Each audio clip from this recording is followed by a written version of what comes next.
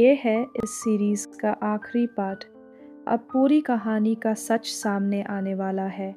अगर वीडियो पसंद आए तो लाइक और सब्सक्राइब ज़रूर करना और जो भी कमेंट करेगा उसका नाम हमारी नेक्स्ट वीडियो में आएगा। तो चलिए शुरू करते हैं। आसान ने बाज़ार में स्क्विड मछली बेचना शुरू कर दिया और ग्वानशिक मोटरसाइकिल पर बर्फ़ डिलीवर करने लगा। वो शर्मीली लड़की जो पहले चुपचाप सब्ज़ी बेचती थी अब बदल चुकी थी। अब वो दूसरे दुकानदारों से मुकाबला करती थी, ग्राहकों के लिए लड़ती थी, क्योंकि ज़िंदगी इंसान को बदल देती है। लेकिन इन सब मुश्किलों के बीच भी एसन हमेशा खुश रहती थी।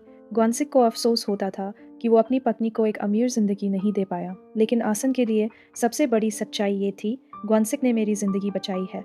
अगर वो नहीं होता तो शायद वो आज भी एक अनाथ होती। उधर यूमी आंटी, उसे पता चला कि यूनयोंग चुपके चुपके राइस केक्स बेच रहा है। हर बार वो घर से ये कहकर निकलता, दोस्तों के साथ जा रहा हूँ, लेकिन सच कुछ और था। ग्वानसिक को ये बात पता थी, लेकिन उसने कुछ नहीं कहा। हर रात उन्यांग बाहर मेहनत करता, पैसे कमाता, ताकि अपने माता पिता का कर्ज चुका सके, लेकिन अंदर ही अंदर वो टूट रहा था। एक दिन अचानक उन्यांग घर छोड़कर चला गया। वो कुछ पैसे छोड़ गया और एक छोटा सा मैसेज, मैं थोड़ा दूर जा रहा हूँ, तुम्हारा नालायक बेटा। ये पढ़ते ही पूरा परिवार डर गया। उन्हें लगा कहीं वो कोई गलत कदम ना उठा ले। कुछ ही समय बाद खबर मिली, अन्योंग एक नाव पर है और दूर समुद्र में जाकर मछली पकड़ने की सोच रहा है, ज्यादा पैसे कमाने के लिए। ये सुनते ही आसान और ग्वानसिक घबराकर वहां दौड़े। शुक्र था यूमी के पिता ने तुरंत नाव को वापस बुला लिया और सारे खर्चे खुद उठाने का फैसला किया। कुछ देर बाद नाव वापस किनारे पर आ गई। जैसे ही यूनियोंग उतरा, ग्वानसिक का गुस्सा फूट पड़ा। तुम्हें पता है ये कितना खतरनाक था, तुम मर भी सकते थे। लेकिन इस बार यूनियोंग के पास जवाब था। उसने कहा, हाँ, हर बार जब मैं राइस केक्स बेचने जाता हूँ, लोग मुझे कहते हैं अपने पिता का ख्याल रखना। हर कोई वही बात कहता है। फिर वो मुझे ज़्यादा पैसे देते हैं, खाना देते हैं, और तब उन्योंग को समझ आया ये सब उसकी वजह से नहीं, बल्कि उसके पिता की इज्जत की वजह से था। असल सच्चाई कुछ और ही थी। उन्योंग जब राइस केक्स बेच रहा था तो उसके पिता ग्वानसिक और ससुर ताहुन पहले से ही सब जानते थे। वो चुपचाप ग्राहकों को पैसे दे रहे थे ताकि वो यूनियोंग से ज़्यादा खरीदे और उसे मदद मिल सके। दोनों बाप बस अपने बेटे की मदद करना चाहते थे, लेकिन यही मदद योंग के दिल को और ज़्यादा चोट दे गई। कुछ समय बाद उन्योंग ने एक नौकरी के लिए अप्लाई किया, फिशरी कोऑपरेटिव में। लेकिन सच ये था, उसे नौकरी उसकी काबिलियत से नहीं बल्कि उसके पिता के नाम की वजह से मिली। ये बात उसके अंदर और गहरा घाव बन गई। उधर गमयोंग की जिंदगी भी आसान नहीं थी। आर्थिक संकट के कारण वो बेरोजगार हो गई। उसने सोचा कुछ अपना शुरू करना चाहिए और उसने एक बिजनेस शुरू किया। कुछ ही समय में सब कुछ टूट गया। एक दिन वो अचानक अपने घर वापस आ गई। एसन को ये अजीब लगा, क्योंकि उसकी बेटी कभी ऐसे अचानक घर नहीं आती थी, वो भी सिर्फ संतरे लेने के लिए। एसन को शक हुआ और उसने पूछा, सब ठीक है ना? पहले तो गमयोंग चुप रही, लेकिन फिर उसने सच बता दिया, हमने अपना घर बेच दिया। अब हम एक छोटे से किराए के घर में रह रहे हैं। ये सुनकर उसके माता पिता सन्न रह गए। उसका बिजनेस पूरी तरह फेल हो चुका था और वो सब कुछ खो चुकी थी। उसी समय आसान ने उन्योंग के हाथों को देखा, जो ज़्यादा काम करने की वजह से जख्मी हो चुके थे। ये देखकर उसका गुस्सा फूट पड़ा। उसने गुस्से में अपने दोनों बच्चों को घर से बाहर निकाल दिया। अगर मेरी बात तुम्हें बेकार लगती है तो यहाँ रहने की ज़रूरत नहीं। यह पहली बार था जब माँ और बेटी आमने सामने खड़ी थी। गमयोंग ने पलट कर पूछा, आपने कभी मुझसे पूछा भी कि मैं कौन सा बिजनेस कर रही थी? ये उसकी ज़िंदगी की पहली गलती थी और वो अकेले ही उसे झेल रही थी। फिर आसान ने एक और सवाल किया, तुम बच्चे कब करोगी? ये सुनते ही गमयोंग टूट गई। उसने कहा, क्या आपको लगता है आजकल बच्चे अपने आप बड़े हो जाते हैं? मैं अपने बच्चे को सब कुछ देना चाहती हूँ, वरना मैं बच्चा ही नहीं चाहती। उसकी आवाज़ में डर था और जिम्मेदारी का बोझ। ये सब सुनकर ग्वानसिक ने एक फैसला लिया। अपनी ज़िंदगी में पहली बार वो पूरी तरह दांव पर उतर गया। उसने अपनी गोभी का खेत बेच दिया, अपना घर बैंक में गिरवी रख दिया और एक जगह खरीद ली जहां वो बिजनेस शुरू कर सके। रियल एस्टेट वालों ने कहा, ये जगह बहुत प्राइम है, जल्द ही यहाँ कंस्ट्रक्शन होगा, लोग बसने आएंगे। और इसी भरोसे पर ग्वानसिक और आसान ने एक सी फूड रेस्टोरेंट खोल दिया। अब दांव बहुत बड़ा था। अगर ये फेल होता तो पूरा परिवार सड़क पर आ जाता। 50 साल की उम्र में वो बस सुकून से जीना चाहते थे, लेकिन बच्चों की मुश्किलों ने उन्हें फिर से लड़ने पर मजबूर कर दिया। लेकिन दिन बीतते गए और रेस्टोरेंट में एक भी ग्राहक नहीं आया, ना कोई कंस्ट्रक्शन हुआ, ना कोई भीड़। तब ग्वानसिक को समझ आया उसे धोखा दिया गया है। वो चुपचाप बैठ गया और यूनियोंग गुस्से में उसे डांटने लगा। लेकिन इस बार आसान खड़ी हो गई। उसने अपने पति के सामने ढाल बनकर कहा, ये पैसे उसके थे, अगर वो ठगा गया तो तुम्हें चिल्लाने का कोई हक नहीं। उसने सच कहा, तुम दोनों बच्चों ने जब गलती की तो क्या कभी हमसे पूछा? हर बार तुम लोगों ने बस पैसे की बात की, इसलिए तुम्हारे पिता ने ये सब किया। उस पल घर में सन्नाटा छा गया। तभी गमयोंग आगे आई और धीरे से बोली, मेरे पास पैसे हैं। लेकिन जब एहसान घर लौटी तो उससे सच्चाई पता चली। गमयोंग ने वो पैसे हर जगह से उधार लेकर जुटाए थे। ये सुनते ही गमयोंग के अंदर का दर्द गुस्से में बदल गया, क्योंकि अब पैसे सिर्फ जरूरत नहीं थे, बल्कि रिश्तों के बीच की दीवार बन चुके थे। गमयोंग के दिल में एक सवाल बार बार उठ रहा था, मैंने इतने साल जो पैसे घर भेजे वो आखिर गए कहाँ? जब से उसने पार्ट टाइम काम शुरू किया था, वो हर महीने 1 लाख वॉन घर भेजती थी। लेकिन आज जब उसे खुद उस पैसे की ज़रूरत थी तो वो कहीं भी नहीं था। उसने अपनी माँ से कहा, मैंने वो पैसे प्यार से नहीं भेजे थे, मैंने वो गिल्ट में भेजे थे। उसकी आवाज़ कांप रही थी। आपको नहीं पता ये गिल्ट कितना भारी होता है?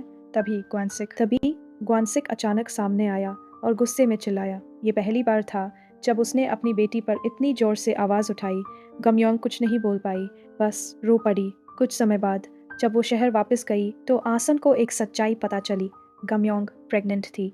जाने से पहले उसने अपने माता पिता के लिए एक फ़ोटो छोड़ी थी, अपने बच्चे की और साथ में एक माफ़ी। ये देखकर आसन का दिल टूट गया। मेरी बेटी खुद माँ बनने वाली है और फिर भी हमारे लिए कर्ज लेकर जी रही है। कुछ समय बाद गमयोंग ने एक बच्चे को जन्म दिया। जैसे उसकी माँ ने झेला था, वैसा ही दर्द भरा प्रसव उसे भी झेलना पड़ा।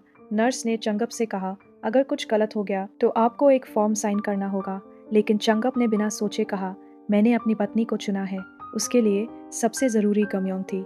काफ़ी दर्द सहने के बाद आखिरकार बच्चा जन्म लेता है। शुक्र था माँ और बच्चा दोनों सुरक्षित थे। लेकिन चंगप डर के मारे एक बच्चे की तरह रो पड़ा। उस दर्द के बाद गमयोंग ने कहा, माँ ने मुझे 18 साल की उम्र में जन्म दिया था, उन्होंने ये सब कैसे सहा होगा? और जैसे ही उसने ये कहा, उसके माता पिता वहाँ पहुँच चुके थे। माँ बेटी एक दूसरे को गले लगाकर रोने लगी। उस पल गमयोंग को पहली बार एहसास हुआ, माँ का प्यार क्या होता है। कहते हैं ना, जब तक खुद बच्चे नहीं होते तब तक हम अपने माता पिता को नहीं समझ पाते। उधर रेस्टोरेंट ठीक से नहीं चल रहा था, तो ग्वानसिक और योंग ने मिलकर फ्लायर्स बांटना शुरू किया। तभी वर्ल्ड कप आ गया। पूरा देश फुटबॉल में डूब गया और लोगों ने खाना ऑर्डर करना शुरू कर दिया। धीरे धीरे उनका रेस्टोरेंट चलने लगा और फिर किस्मत ने एक बड़ा मोड़ लिया। एक दिन एक फेमस अभिनेत्री उनके रेस्टोरेंट में आई। वो वहाँ शूटिंग कर रही थी, जिससे रेस्टोरेंट की फ्री में प्रमोशन हो गई। जब मैनेजर ने पूछा, आप उनकी मदद क्यों कर रही है, तो उसने एक सच्चाई बताई।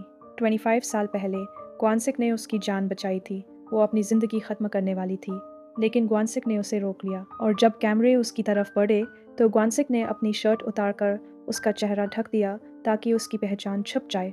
उस दिन ग्वानसिक ने ना सिर्फ उसकी जान बचाई, बल्कि उसका करियर भी बचा लिया। आज वो उसी एहसान का कर्ज चुका रही थी। धीरे धीरे रेस्टोरेंट बहुत चलने लगा, पैसा आने लगा और एहसान के चेहरे पर फिर से मुस्कान लौट आई।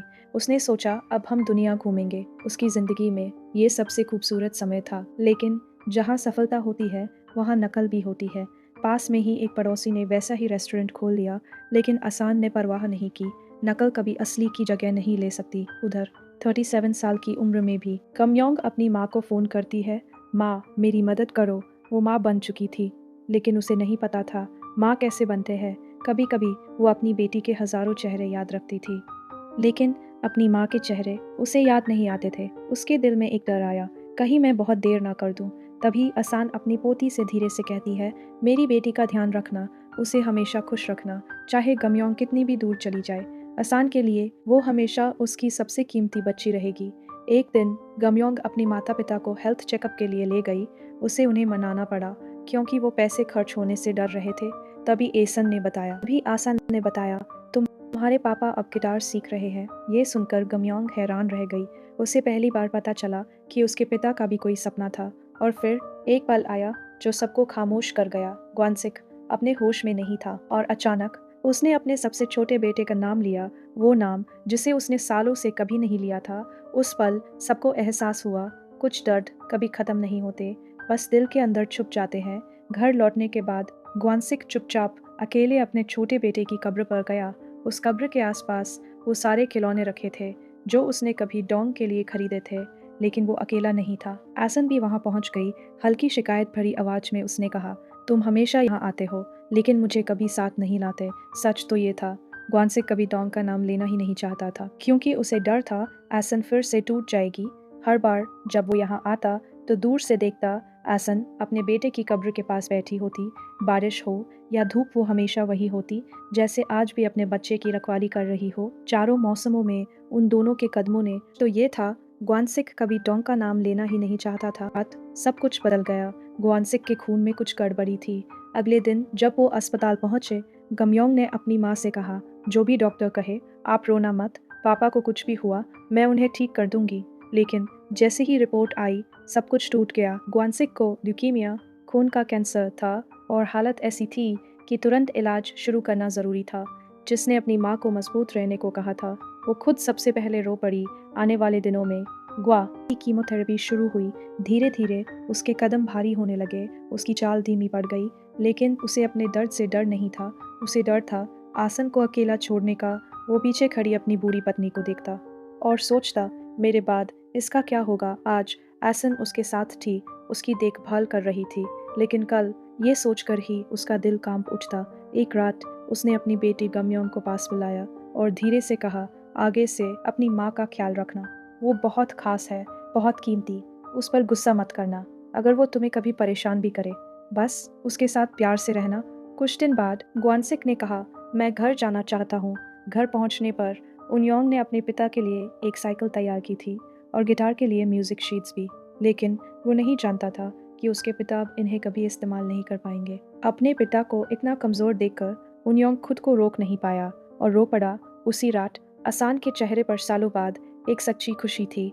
उसके हाथ में एक किताब थी, उसकी खुद की लिखी हुई कविताओं की किताब। वो भागती हुई ग्वानसिक के पास गई और बोली, देखो मेरी कविताएं छप गई। उसे लगा जैसे ग्वानसिक ने अपना वादा पूरा कर दिया। वो किताब सिर्फ कविताएं नहीं थी, वो थी उनके 50 साल के प्यार की कहानी। हर पन्ने में उनकी जिंदगी थी, उनका संघर्ष, उनका प्यार, उनकी यादें। आसान चाहती थी कि ग्वानसिक इसे पढ़े और जीने की हिम्मत पाए, लेकिन ग्वानसिक सच्चाई जानता था, उसका समय अब खत्म हो रहा था। उसका सबसे बड़ा अफसोस ये नहीं था कि वो बीमार है, बल्कि ये था, मैं एहसान के साथ पूरी जिंदगी नहीं जी पाया। उसने मन ही मन सोचा, अगर अगला जन्म मिला तो मैं फिर से उसका हाथ पकड़ूंगा और इस बार उससे किए हर वादे को पूरा करूंगा। कुछ ही समय बाद ग्वानसिक की हालत अचानक बिगड़ गई। उस दिन ऐसा लग रहा था जैसे आसमान ही टूट पड़ा हो। गमयोंग और उन्योंग अपने पिता को धीरे धीरे जाते हुए देख रहे थे और इस बार वो खुद को संभाल नहीं पाए। आईसीयू के बाहर एहसान चुपचाप खड़ी रहती, हर पल अपने पति की सांसों को देखती हुई। ग्वानसिक के लिए एहसान हमेशा वही 20 साल की लड़की थी जिससे उसने पूरी जिंदगी प्यार किया, जिससे उसने हर दर्द से बचाया और आखिरी सांस तक वो बस एक बार उसका उसका चेहरा देखना चाहता था। जैसे ही एहसान ने अपना मास्क हटाया, उसी पल दोनों की नज़रें आखिरी बार मिली और फिर सब खत्म हो गया। कुछ दिन बाद तारी ने गमयोंग को बुलाया और उसे एक सेविंग बुक दी। उसमें वही सारे पैसे थे जो गमयोंग सालों से हर महीने घर भेजती थी। ग्वानसिक ने कभी एक पैसा खर्च नहीं किया, चाहे हालात कितने भी मुश्किल क्यों ना रहे हों। ये देखकर गमयोंग का दिल टूट गया। उधर आसन अब घर में अकेली थी, लेकिन उसे कभी अकेलापन महसूस नहीं हुआ, क्योंकि घर के हर कोने में उसे ग्वानसिक दिखाई देता था। वो हेयर क्लिप्स जो ग्वानसिक ने बचपन में वादा किया था कि वो उसे ज़िंदगी भरा कर देगा, वो दरवाजे का ताला जो उसने खुद ठीक किया था, वो चीज़ें जो उसने ऊंचाई से नीचे रख दी थी ताकि आसान को आसानी हो। हर छोटी चीज़ में उसका प्यार जिंदा था। और फिर आसान ने अपनी ज़िंदगी की कहानी लिखनी शुरू की, एक कविताओं की किताब जिसमें उसने अपने बचपन से लेकर बुढ़ापे तक की पूरी कहानी लिख दी। जब एडिटर ने वो किताब पढ़ी तो वो खुद को रोक नहीं पाई।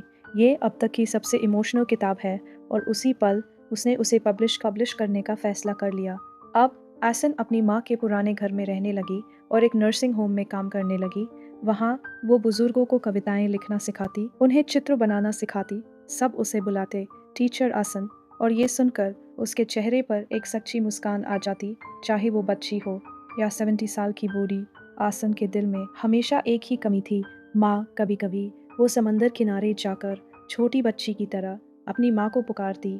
उसी समय उसकी बेटी गमयोंग भी उसे याद कर रही होती, जैसे हर पीढ़ी अपने से पहले वाली पीढ़ी को पुकारती है। एक दिन सी फ्लावर पब्लिशिंग हाउस से एहसान के लिए एक पार्सल आया। उसमें थी उसकी अपनी कविताओं की किताब। उसे हाथ में पकड़कर एहसान की आंखों में गर्व था। कहीं ऊपर ग्वानसिक भी ये देखकर मुस्कुरा रहा होगा। गमयोंग ने कहा, माँ, अब आप मेरे साथ सो चलो, अब आपको आराम करना चाहिए। लेकिन एहसान ने मना कर दिया, मैं अभी भी इस दुनिया में अपनी जगह बनाना चाहती हूँ। वो अब एक्स्ट्रा बनकर नहीं जीना चाहती। और सच में उसने अपनी ज़िंदगी के हर रूप को जिया था। एक गरीब लड़की जो समुद्र किनारे रोती थी, एक शर्मीली लड़की जो दुनिया से डरती थी, एक प्रेमिका, एक पत्नी, एक माँ, एक गांव की नेता, और अब 70 साल की उम्र में एक टीचर और पोएट। उसने ज़िंदगी के हर रंग को महसूस किया था, हर दर्द, हर खुशी, और अब वो मुस्कुरा रही थी। अपने हाथ में अपनी ज़िंदगी की किताब लेकर। उसके लिए ज़िंदगी सिर्फ एक ही स्प्रिंग थी, और उस स्प्रिंग को खिलाने वाला सिर्फ एक इंसान था, ग्वानसिक। अगर वो नहीं होता तो ये कहानी भी नहीं होती, ये किताब भी नहीं होती, ये ज़िंदगी भी नहीं होती। यही है असली प्यार, जो इंसान के जाने के बाद भी उसकी ज़िंदगी में हमेशा जिंदा रहता है। दी एंड। अगर तुम्हें ये कहानी दिल से छू गई हो तो वीडियो को लाइक, शेयर और सब्सक्राइब ज़रूर करना, क्योंकि ऐसी कहानियाँ सिर्फ देखी नहीं जाती, महसूस की जाती है।